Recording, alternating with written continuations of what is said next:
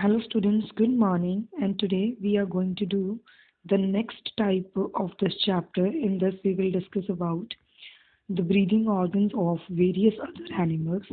As you know, we are the animals that are known as human beings. We have lungs to respire, but not all organisms have lungs.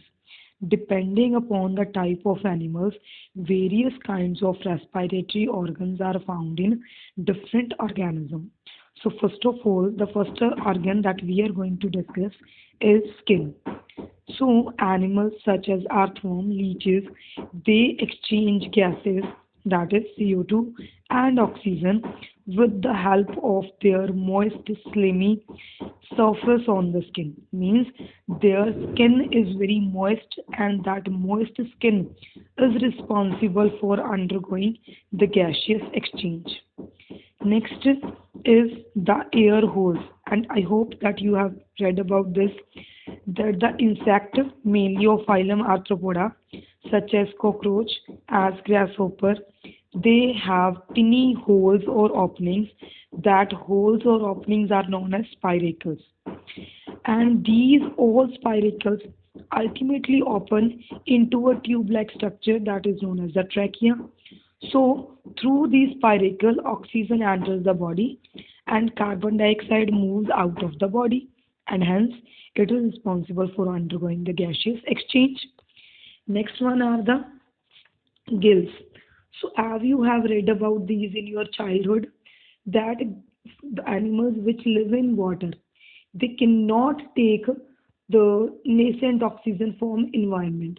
So they must have some capability to absorb dissolved oxygen from the water.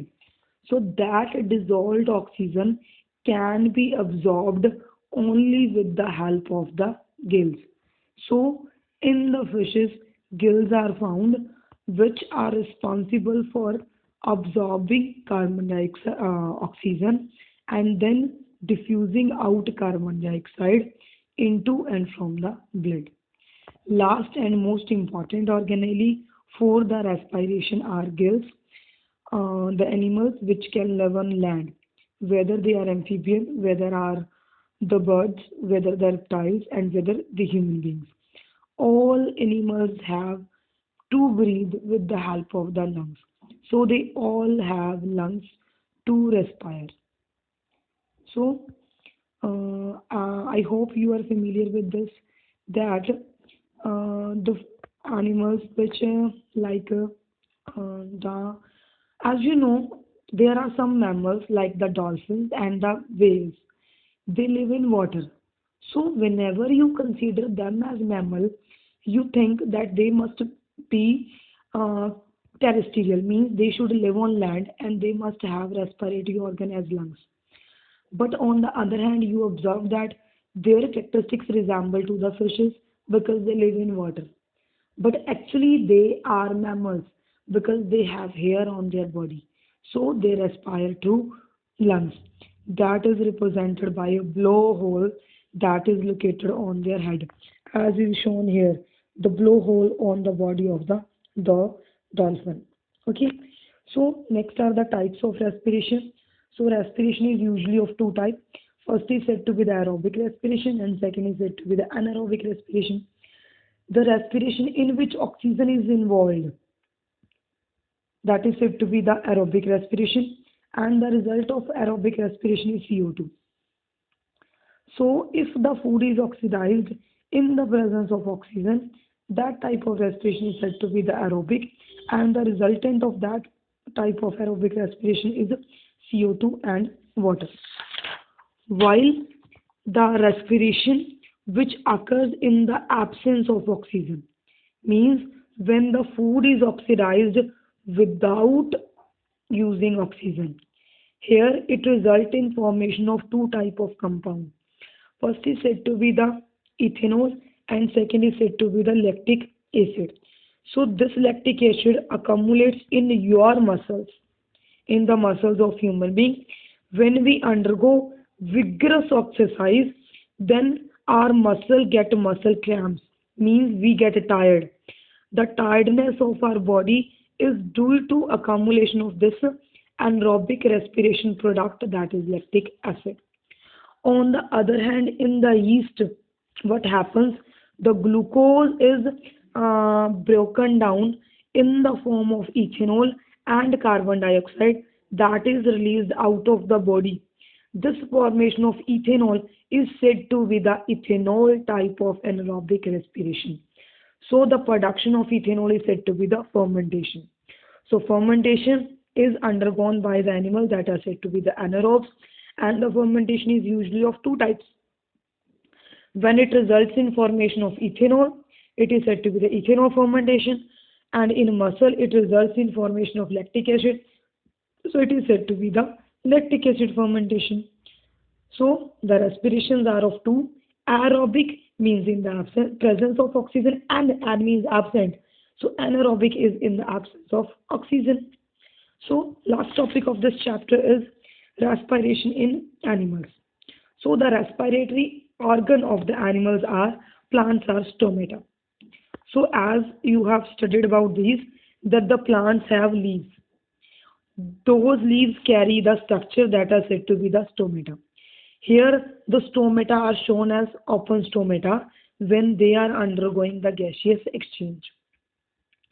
So as there is written as the stomata are present on the underside of the leaves, the opening and closing of the stomata that are bean shaped structure is responsible for the inhalation or the intake of the oxygen and the exhalation or the removal of the carbon dioxide.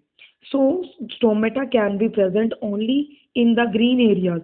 So how can the non-green parts of the plant respire? So for that the lenticels are present on the stems of woody plant, means on the plant parts which are non-green. The lenticels are present, which ensure the gaseous exchange during the night time and also at the time when stomata are not working. So the lenticels are present on the woody part and on the root hairs. So last topic is photosynthesis.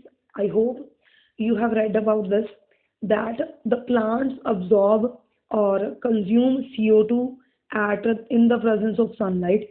It means you thought about this, that during respiration plant absorb CO2, but it is actually not. During respiration plant intake oxygen only, but during photosynthesis plant intake carbon dioxide. When that carbon dioxide combined with water in the presence of sunlight and glucose, it results in formation of glucose and oxygen.